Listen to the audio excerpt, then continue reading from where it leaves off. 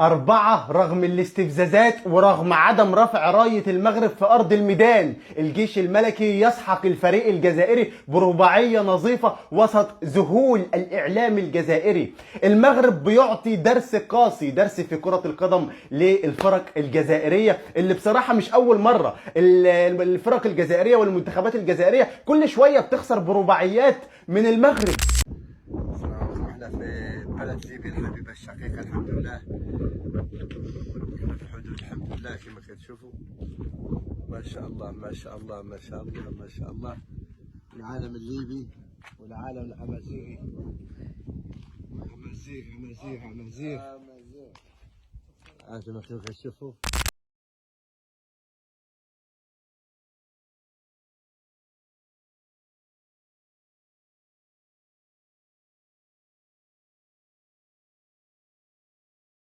الجمهوريه ديالو اللي كانت قدام الباليزه. شوفوا فاش تقربلات. هذاك اللي هز الجمهوريه ديالو من الباليزه هزها في يدو خايف عليها. احشم على عرضك، احشم على عرضك، قاعد تمسخر بينا احنا فلسطين. اركض الطيارات نتاعك هنا. رؤساء البلديات وشاف دائره والوالي والقطاع العسكري وكذا هما اللي جاوا عمروا لك القاعه بداو يصفقوا عليك. احنا ما نعرفوش كيفاش راكم تخدموا، تمشوا تكلفوا على الشعب الجزائري. قام مجموعة من الهيئة الدبلوماسية المغربية للاعتداء على ممثل الشعب الصحراوي في الاجتماع وأمام مرأى من الناس. هذه دولة ولا دولة تاع قطاع الطرق؟ والله هذه دولة، هذه المغرب دولة يعتدوا على دبلوماسي. اذا اش بدات الجزائر كدير؟ كتلجا لواحد الاساليب ديال البلطجه. وهنا شنو بدات كدير؟ دخلت المسلسل ديال تهريب البوليزاريو في السكان. كانت هزيمة ساحقة ماحقة مذلة للنظام الكبراني الجزائري العسكري الجنرالاتي في العاصمة اليابانية في القمة الإفريقية اليابانية. كلام حاسم وقوي رد به نائب وزير الخارجيه الياباني المكلف بالعلاقات مع البرلمان يواشي فوكوزاما. كلامه بطبيعه الحال وصف فيه البوليساريو مره اخرى بالكيان، وهذا ما حدث في 2022 في قمه تيكاد الثامنه وقتها، واليوم في اجتماع الامس اللي دار فيه النظام الجزائري فضيحه كبرى لما ادخل واحد من عناصر ميليشيات البوليساريو بشكل غير قانوني خارج الاطار القانوني دون دعوه. اليابان ترفض التعامل مع هذا الكيان الوهمي الذي اكدت مره اخرى انها لا تعترف به. احنا الان يا اخي العزيز المصدومين منه الرئيس عبد المجيد تبون. الان مستغل القضيه الفلسطينيه حاطه في المحك، كل ما يتكلم الان في اي محفل دولي بيتكلم بقول لك قضيه فلسطين والصحراء الغربيه، قضيه فلسطين والصحراء، قضيه غزيره.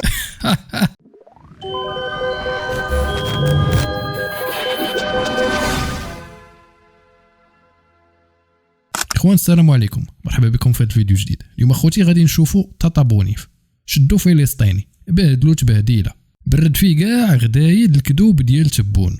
قال لي مالكم معنا حنيني، ديما الشعارات ثم الشعارات، وكتستغلوا قضيه فلسطين وراكبين على قضيتنا باش تعطيو مشروعيه للجرائم ديالكم. ما بقى لكم غير الانتخابات الجزائريه تجبدونا فيها. الا لعنه الله عليكم. وشبوني كمل معاه والله الا هرب وما بقى ليه الاثار. فلسطيني بقى غير كيضحك وكيتعجب. عاش هاد المخلوقات خلاها الحسن الثاني الله يرحمه ليعرف العالم مع من حشرنا الله. خوتي قبل ما نبداو كيف العاده نزلوا لتحت فرقعوا لنا هذيك لايك، بارطاجيو الفيديو مع الاصدقاء اللي تيشوف القناه اول مره، اشتركوا وفعل جرس التنبيهات باش توصل دائما كل جديد. ويلا نبداو مع اول فيديو.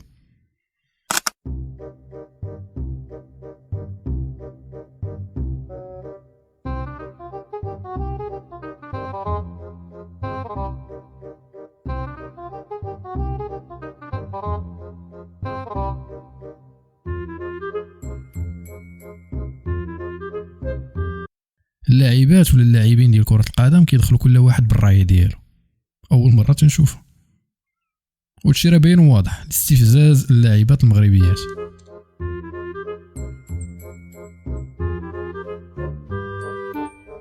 شوف تيشطحوا تيردحوا فرحانين. ما عارفينش شنو كان كيتسناهم.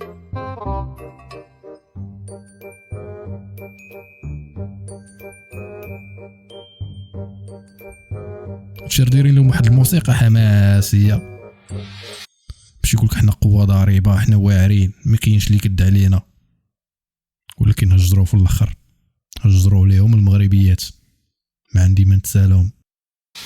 سوق الانتقالات الصيفيه الماضيه كره في العرض السلام، ما زال الخطر فيه تسديد، هجروا لهم الخوت 4-0، ديما واكلينها ب4-0 في بلادهم.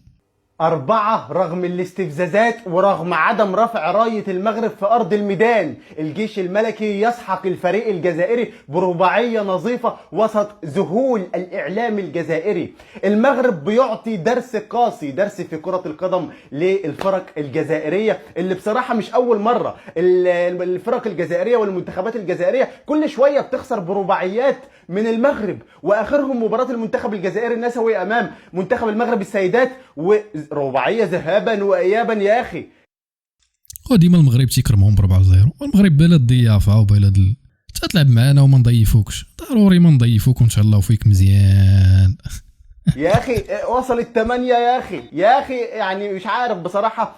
الجيش الملكي النهارده بيقدم اداء جيد جدا، برافو هذا الفريق الرائع اللي بصراحه سحق الفريق الجزائري رغم الاستفزازات من الحكم والتحكيم اللي كان في صف الفريق الجزائري، فريق اسمه فوتبول اجبو على ما اعتقد. ويعني تشوفهم كده قبل المباراه ووليد صادي رئيس الاتحاديه الجزائريه بيدعم هذا الفريق وبيؤكد عليهم الفوز على الفريق المغربي الجيش الملكي، ولازم نربح الفريق المغربي ولازم نفوز. وفي الاخر فضيحه على ارضهم ووسط جمهورهم برباعيه. انا اعتقد ان الكره الجزائريه لا حول ولا قوه لها سواء على مستوى السيدات او الرجال. المغرب كعبه متفوق جدا جدا جدا، وواحد جزائري هيجي يقول لي كره القدم النسائيه في الجزائر دون المستوى، لا والله في اهو المغرب بيكسب في الرجال وبيكسب في السيدات.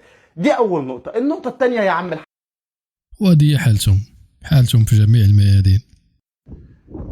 احنا في بلد ليبيا الحبيبه الشقيقه الحمد لله،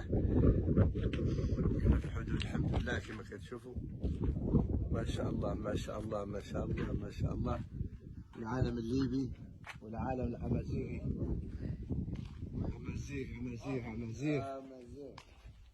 امازيغ كما كتشوفوا. ما شاء الله ما شاء الله ما شاء الله ما شاء الله ما شاء الله ما شاء الله ما شاء الله. هذه دولة ليبيا،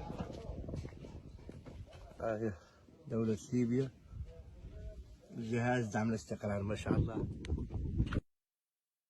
مشى الخوت هذا مغربي سميتو ريكو، هذا كيسافر في ليبيا وكيشرف بالمغرب.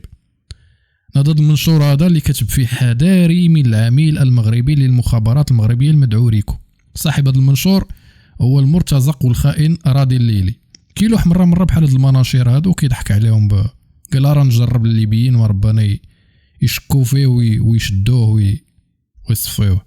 بغي نقول لك يا راضي الليلي ان الليبيين اذكى منك ومن امثالك، عارفين شكون العدو ديالهم وشكون الصديق ديالهم، عارفين شكون باغي لهم الخير وشكون باغي لهم الشر. المغاربه شعب ما كيأدي حتى شي واحد الا اللي كيأدينا، فاحنا ما كنعقلوش عليه. وسحب راسك بمثل هاد المنشورات اللي كتلوح دابا، الناس غادا تيقك، خصوصا انت وليتي معروف انك عميل للجزائر، انك مشري، انك خائن، انك مرتزق. فبنفسهم هادوك اللي مخدمينك راه ما تيقينش فيك. شوفوا هذاك هز الجمهوريه ديالو اللي كانت قدام الباليزه. شوفوا فاش تقربلات. هذاك اللي هز الجمهوريه ديالو من الباليزه هزها في يدو، خايف عليها الطير. يجي شي مروكي اخر يطيرها ليه.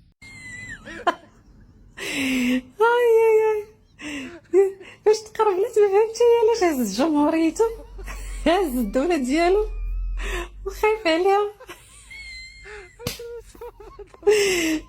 بيغي جون بلو. دابا هما باش المغرب ينقز عليه بقاو تيقولوا ليه فوايو ياك، وانتم اللي عاطين واحد بالبوليس بالباسبور تزايري يدخل به. سي با دو فوايوريزم. شوفوا هذا وهاد الواقعه هي اللي غتجيب لهم التمام، وهي اللي غتعجل بطرد مرتزقات البوليزاريو من الاتحاد الافريقي. كونوا على يقين الخوت. الخارجية الياباني اللي وجه كلمة لممثل بوليزاريو وفضحهم على العلن. هذه رسالة لهذوك اللي كيقول لك اليابان وجهت لهم، هذه رسالة لهذوك اللي كيقول لك اليابان وجهت لهم دعوة. I would like to announce that even if a group which claims itself as a state, which Japan does not recognize, was sitting in this room, this fact does not mean that Japan in any way implicitly or explicitly recognizes it as state. صافي بشكل قاطع ونهائي، بلا ما يكذب عليكم شي حد. تكذب عليكم الجزائر واللي كذبوا عليكم القادة ديالكم ديال المرتزقة.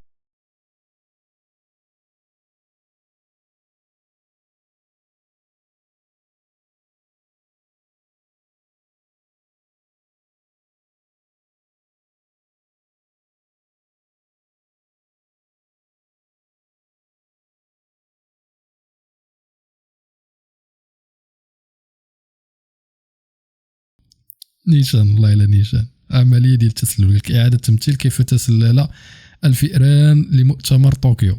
نيشان برافو عليك.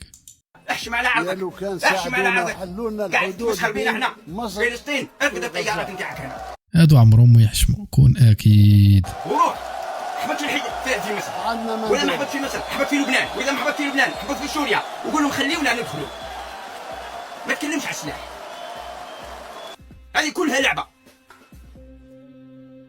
حقا باللي احنا رانا مع فلسطين، اللي مع فلسطين ما يتكلمش، يروح يعمل. انت عندك دولة، معارض معليش خليه يتكلم معارض، بصح انت لا، انت عندك دولة.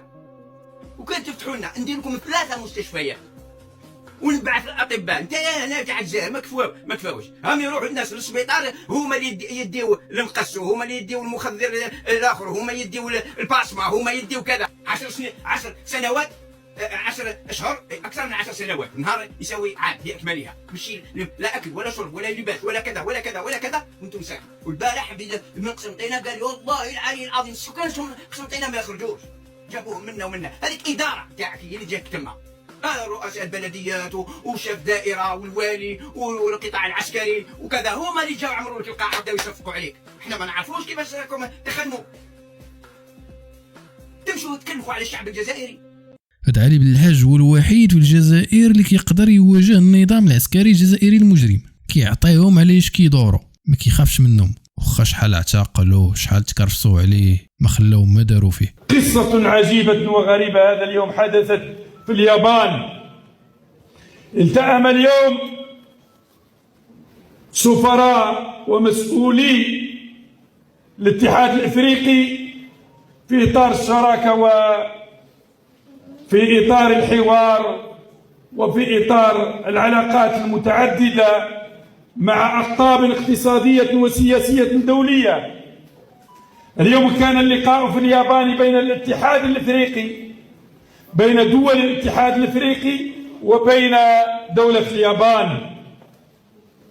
قام مجموعه من الهيئه الدبلوماسيه المغربيه للاعتداء على ممثل الشعب الصحراوي في الاجتماع وامام مرأى من الناس. هذه دولة ولا دولة تاع قطاع الطرق؟ والله هذه دولة، هذه المغرب دولة يعتدوا على دبلوماسي.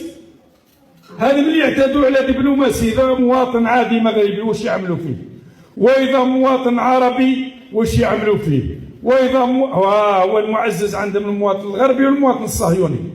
إذا عندك دبلوماسي يحمل الحصانة ويعتدى عليه في اجتماع رسمي بين اليابان وبين الاتحاد الافريقي، نقول انها دولة مارقة لا تحترم الاعراف الدبلوماسية ولا تعير لها اهتمام. ثم ديو على قد عقلوه الخوت. السيد راه محن وكل طريحة وعارف شنو كيتسناه، باغي يحيد الجرم اللي دارته الجزائر ويلصقها في المغرب كيف القاعدة.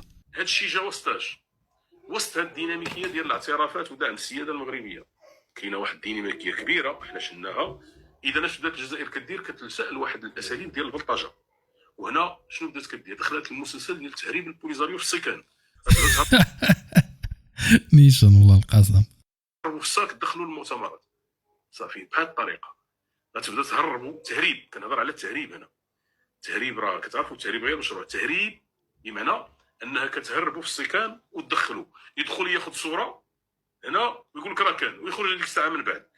النتيجه الان شنو هي في نهايه المطاف؟ اش كتعبر اليوم؟ خلي ديك الامور كلها كتعبر على ان المشروع الانفصالي البوليزاريو مشى مشروع انفصالي جزائري مات. ملي كتوصل لهذه المساله، الجزائر واحد الوقت كان البوليزاريو كتبقى الجزائر كتفاوض كتدخل البوليزاريو كيجلس تما. دابا لا، ولات كدير ليه تهريب، بمعنى انه كيدخل سالت مع الوفد تما ويديروا. هذه فضيحه ما عمرها وقعت في التاريخ ديال الدبلوماسيه. دخل معاك بلاكه في الشكاره وتحطها فوق الطابله وتجلس، راه كارثه قدام. باش تعرف العقليه ديال الكبرانات مسخيط الوالدين. فضحوا روسهم، فضحوه، لان هنا الصحافه اليابانيه كتسائل كلشي كيتسائل. فضيحه هذه، فضحوا روسهم. معناها جايب واحد من شكاره حاطه. اذا اش داروا هنايا؟ وحلوا ولاو خصهم يهربوا البوليزاريو، ولا التهريب ديال البوليزاريو. خسروا 500 مليار دولار حتى ل 2018. خلي الحساب الاخر، دابا نعطيكم الحساب الاخر من 2018. 500 مليار دولار وتسالي وليتي كتهرب البوليزاريو في السكان. لا حول ولا قوة إلا بالله. دولة يسيرها الكبرانات. النتيجة 500 مليار دولار تهربي في السكان، كدير لي دابا شنو هذا؟ بحال كدير لي بحال دوك الطاكسيات القدام اللي كانوا كيهزوا هاز البلايص القانونيين وشاد شي وحدين وساد عليهم الله في الكفر. هي هذه دابا، هي هذه القضيه اللي كدير الجزائر دابا. كيفاش هنا كتقولوا البوليزاريو عضو وكذا، كيفاش كتسلتوا بهذه الطريقه؟ مهربين هذو موالفين بالتهريب، حاجه عاديه عندهم. معنى هذا ان المجتمع الدولي ما بقاش قابلوا، اذا وليتوا كتهربوا في السكان. هذا هو الوضع اللي وقع. وهنا راه مجموعه ديال الدول الافريقيه نددت، وهنا حاله اخرى مزيانه هذه المساله اللي وقعات. علاش كي غيديروا البوليزاريو دابا؟ ملي غتجي الدول وتصوت على الطرد ديال البوليزاريو، على التعديل ديال الميثاق ديال الاتحاد الافريقي والطرد ديال البوليزاريو، كي غدير الجزائر؟ هذا السؤال كي غدير لي دابا هنايا. هذه وقعت مع اليابان، دابا غدا شنو غيوقع وسط الاتحاد الافريقي؟ هذا هو الوضع كما وقع هنا. ما فيه لا راه شفتوه الشكاره كحله سارق البلاكه مزورينها، راه واحد الصوره واحد الفوتوكوبي كاع ما فيه ما يتشاف، دايرين هو اللي دايرين بيديك السميه تما. جابين زامبيا وزيمبابوي مسخوط الوالدين سير اس بعدا باش على الاقل يقبلوها الناس. ما قدامه ما كاينش الميكرو، ما كاينش. لا حول ولا قوة الا بالله. والله الهب على الناس هذو مسطين. من هرتلة وعبثية افتحوا الحدود إلى قفزة المغربي عابرة الحدود في بلاد الساموراي. أهلا وسهلا بحضراتكم. بالأمس كانت هزيمة ساحقة ماحقة مذلة للنظام الكبراني الجزائري العسكري الجنرالاتي في العاصمة اليابانية في القمة الإفريقية اليابانية. اليابانيين لم يدعوا البوليزاريو، لا يدعون إلا الدول التي لها عضوية في الأمم المتحدة، لكن النظام الجزائري الذي يجعل من البوليزاريو قبلة له يصلون إلى البوليزاريو ليل نهار، يعبدونهم من دون الله عز وجل. البوليزاريو. وأثناء المؤتمر وإذ بأحد أعضاء الوفد الجزائري وفي خلسة من الناس الحضور، ولا طلع حد شايفك؟ لا، ما حد شايفنا معلم. طلع الورقة ولا حطها قدام منك. الجمهورية البتنجانية الصحراوية. ايه يا عم انت فين؟ هو انت في مسرحية المشاغبين؟ بالعكس، مسرحية المشاغبين كان ممثليها او اللي قاموا بيها ممثلين محترفين. انت اثبت فشلك. شغل اطفال، شغل مدارس ابتدائي. واذ بالبطل المغربي ياتي من بعيد ويقفز قفزة عابرة للقارات. انا احييه والله العظيم. كنت أتمنى أن يكون موجودا في باريس، أولمبياد باريس 2024. كان سيحصل على الميدالية الذهبية للوثب الوطني عابر للقارات. ويخطف هذه الورقة ويضعها في مكانه أو في مكانها الطبيعي تحت الأقدام. داكشي اللي كيسوى هو الخوت. صراحة تحية لهذا البطل المغربي. لتصبح الجزائر بعدها أضحوكة. اليابان قالت لم ندعو البوليساريو، ونحن لا نعترف بالبوليساريو ولا ندعو إلا الدول ذات العضوية في الأمم المتحدة. افهموها يا جزائريين، فضحتونا فضحتونا. والعالم كله شايف هاد الفضيحة هادي وعارف أن الجزائر سبب هاد الفضائح، هما بوحدهم اللي كيشوفوا راسهم أنهم انتصروا. كي داروا لا، أنا نقول لكم يا كراغيلة، داكشي اللي كينتظركم أسوأ بكثير من داكشي اللي داز عليكم وداكشي اللي شفتو. قريب العاجل غادي تشوفوا النتائج ديال هادشي. كفاية بقى رضاعة بقى بالبوليساريو، كفاية عشق للبوليساريو. خدوا بقى كده حبايتين شوية، 5-6 حبايات، 70 حباية نسيان للبوليساريو. شوية بس، شوية اهدوا شوية كده بس، قليلا يا رجل من العقل. فضحتونا والله العظيم في فين عندهم العقل؟ فين ما عندهمش العقل، هم 10 في عقل وممكن أكثر. كل المحافل فضحتونا. خدوا شوية حبوب نسيان، شوية من هذا العشق المحرم بينكم وبين البوليساريو. ما في ايه بالضبط؟ كسفتونا. اول امبارح افتحوا الحدود، والنهارده فضيحه اخرى تاني. ما كفايه بقى بهدله ومرمطه. وشوفوا الداخل الجزائري عايز ايه بالضبط منكم. فضحتونا.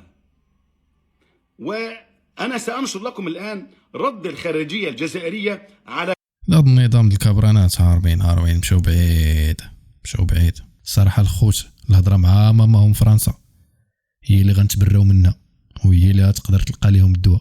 اليابان تصفع النظام الجزائري بسبب البوليساريو، عار نظام لا وزن له بلا مواقف في العالمية مرة أخرى.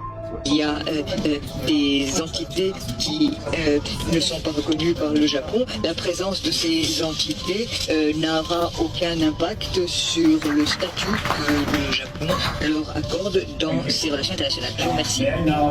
كلام حازم وقوي يرد به نائب وزير الخارجية الياباني المكلف بالعلاقات مع البرلمان يواشي فوكوزاما.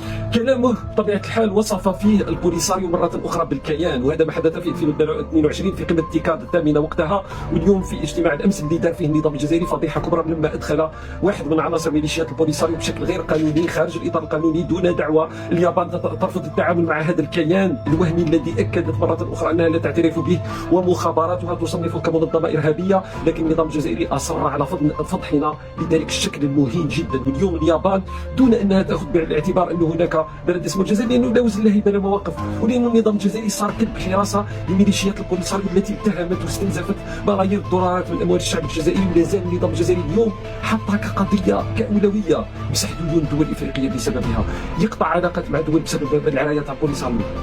يعني انه اليوم البلد تاعنا بحاجه الى تنميه، بحاجه الى استثمارات اقتصاديه، المواطن الجزائري بحاجه الى عمل، بحاجه الى عيش كريم، بحاجه الى افق، بحاجه الشباب بحاجه الى انه يشوف مستقبل في هذا البلد عوض انه يهربوا الالاف اسبوعيا. لانه النظام ماهوش مركز على موضوع المواطن، مركز فقط على ميليشيات البوليساريو، لانه عبرهم الجنرالات والنظام ينهبون ملايير الدولارات من مقدرات الشعب الجزائري. واليوم زادت اليابان وما زالت صفعات بعد الصفعه الفرنسيه الامريكيه الاسبانيه. النظام ماهوش لا يريد انه يتوقف على فضح بلدنا بهذا الشكل المهين، والله المستعان دائما. النظام العسكري الجزائري المجرم عنده قضيه واحده، اهم واحد هو المغرب ما خصوش يهز الراس باي طريقه، خصو ديما يكونوا عنده المشاكل، ديما يكون مشغول بشي قضيه اخرى اللي غادي تلهي على قضيه الصحراء الشرقيه المغربيه. طبيعه الفضائح جيبوا انت الان بس انا قلت لك شوف طبيعه الفضائح. انا مش نجيب الراجل نجيبه انا نقول له ارواح راه فلسطينيين يتهموك بالفساد. اعطيني شيء، اعطيني ماذا مش فساد. لو في قضايا فساد بنقول مش مشكله، كلها تجار في القضيه الفلسطينيه. ماذا قضايا ثانيه بعدين ان شاء الله، بعدين نفتح اللايفات ونتكلم في هذا الموضوع. يعني كيف يعني من بعد بنفتح الموضوع، اسمع مني، من بعد بطلع لك ابناء غزه اللي كان يتكلم معاهم، وانت بعدين بتحلل الموقف زي ما انت بدك اياه. احنا الان يا اخي العزيز المظلومين منه الرئيس عبد المجيد تبول الان مستغل القضيه الفلسطينيه، حاطها في المحك. كل ما يتكلم الان في اي محفل دولي بيتكلم بقول لك قضيه فلسطين والصحراء الغربيه، قضيه فلسطين والصحراء، قضيه غزه. نيشان الخوت عطاه جباليه في الضبره. والصحراء. ليش لو سمحت ليش الان يعني الان ليش الان تخلط الان القضيتين في قضيه واحده؟ أنت كفلسطيني الآن هل تطلب من الرئيس عبد المجيد تبوني يسكت ولا يتكلم عن فلسطين مرة أخرى؟ لا ما تكلمتش هيك، احنا بدنا فعل. أنا بقول لك الآن طلعك معي في المنصة بقول لك احنا بدنا الفعل.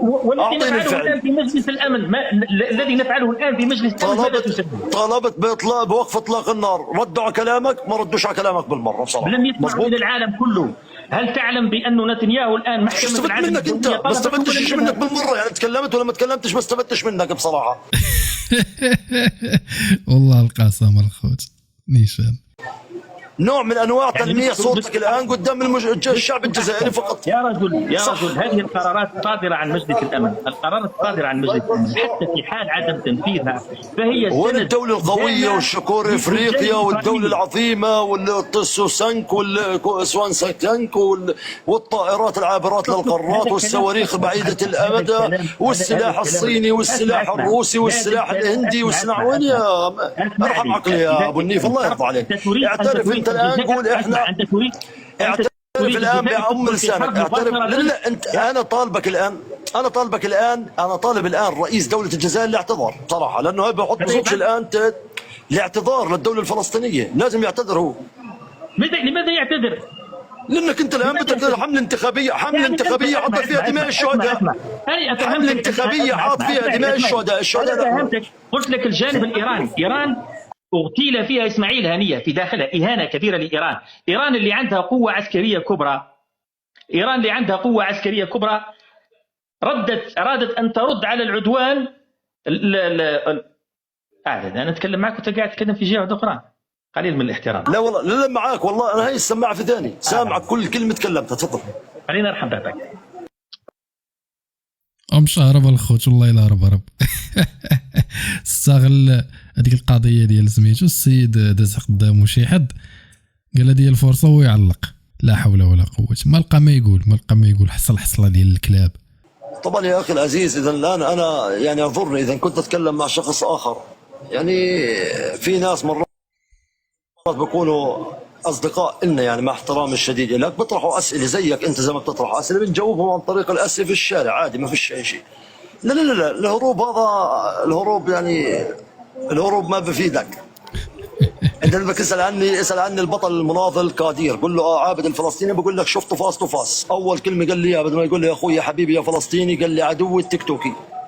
اول كلمه قال لي يا كادير، مش انت يعني. إذا الآن بدك تتكلم أنت الآن تقول فلسطيني والله بهاجم، أنا ما بهاجم، أنا بنقل الصورة الصحيحة 100%. أنا بحب كل واحد الآن يطلع معي في المنصة ينقل الصورة الحقيقية بلسانه. أنت الآن بدك تحاول تلمع صورة الرئيس، هذا شيء برجع لك، أنا برجع ليش. شو استفدنا؟ ما استفدناش والو، إحنا الفلسطينيين شو مستفيدين والو.